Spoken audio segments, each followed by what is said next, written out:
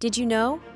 Long before Zeus reigned from Olympus, before the thunder cracked across the heavens and the mortal world took shape, there were titans. Not the monstrous kind we so often see in fiction, but ancient divine forces, primordial beings who ruled in a time where the very fabric of reality was still settling.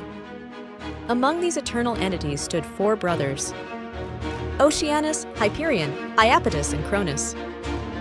Not mere gods, but powers older than the sky itself. And their story? It's one of creation, betrayal, cosmic balance, and an inevitable fall. Let me tell you their tale. In the beginning, there was chaos, a chasm of nothingness and potential. From chaos came Gaia, the earth, and Uranus, the sky. Together, they birthed the first divine generation. The Titans, 12 mighty siblings, forces of nature incarnate. Of these, 4 sons carried the world's structure on their shoulders. Oceanus, the endless river encircling the earth.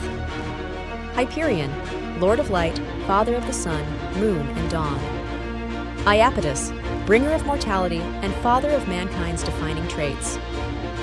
And Cronus, the youngest and the one who dared to overthrow the sky itself. They were not merely brothers. They were elemental principles shaping existence itself. Oceanus, the eldest of the brothers, was the titan of the great, encircling river that flowed at the edge of the flat, ancient world. Not a sea, but a divine current that defined the world's boundary. Where Oceanus flowed, the known ended, and the unknown began. Unlike many of his siblings, Oceanus did not take part in the Great Rebellion against their father Uranus. He was a force of neutrality, an eternal witness. He chose balance over bloodshed. From his union with his sister Tethys came thousands of river gods and ocean nymphs, the Potamoi and the Oceanids. Every stream, every spring, every wave that kissed the shore owed its existence to him. He was the great watcher, the unending flow of time and tides, a god who did not fall, because he never rose in rebellion. Yet while Oceanus watched, Hyperion ignited the sky. Hyperion, the High One, was the titan of heavenly light, a blazing pillar between sky and earth. While Oceanus ruled the outer limits, Hyperion blazed from within. With his sister Theia, he fathered 3 beings who would define the celestial order: Helios, the sun; Selene, the moon; and Eos, the dawn. It was Hyperion who gave sight to the cosmos, who first carved the path of day and night. He was said to ride across the heavens in a golden chariot, even before Helios inherited that role. His eyes saw all.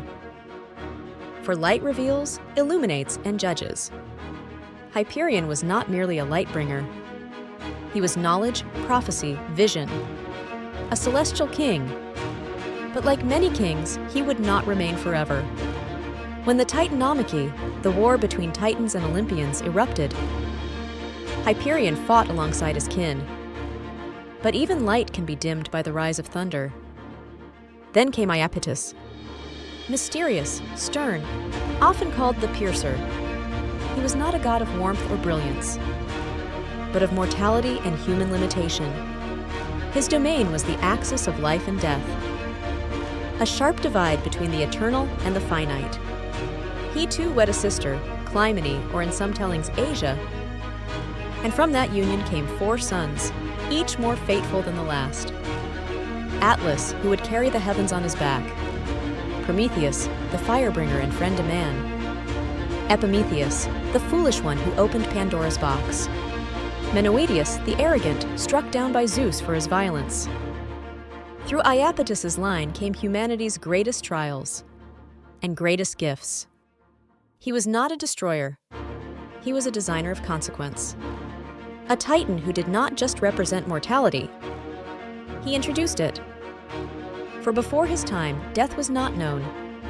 When the gods rebelled, Iapetus stood with his brothers. And he too was cast down. Imprisoned deep within Tartarus, the black pit below the underworld. But no titan cast a longer shadow than their youngest, Cronus. Cronus was the last born of Gaia and Uranus, and he was the knife. When Uranus, their father, began to despise his children and imprison them in Gaia's womb, she cried out in agony.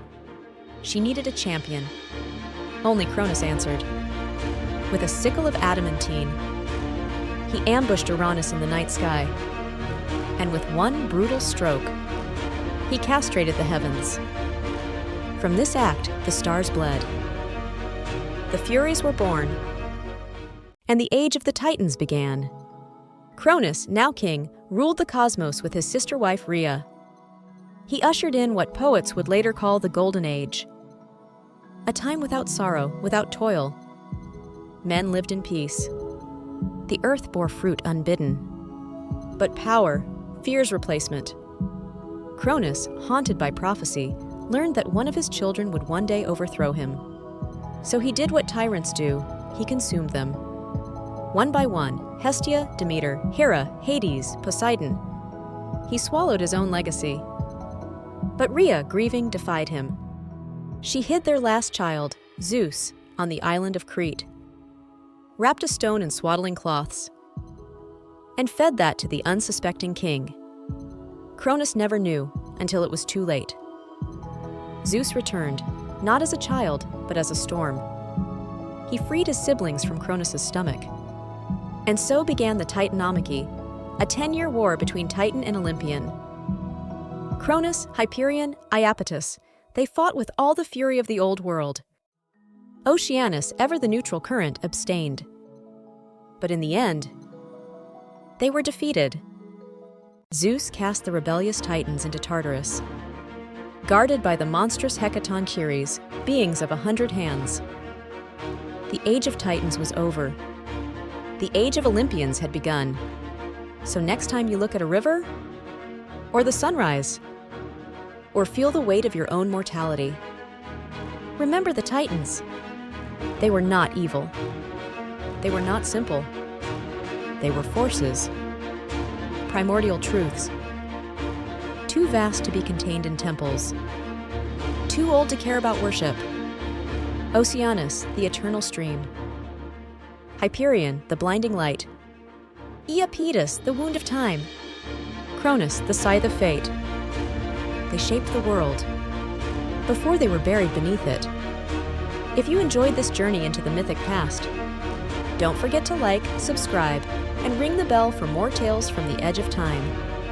Until next time.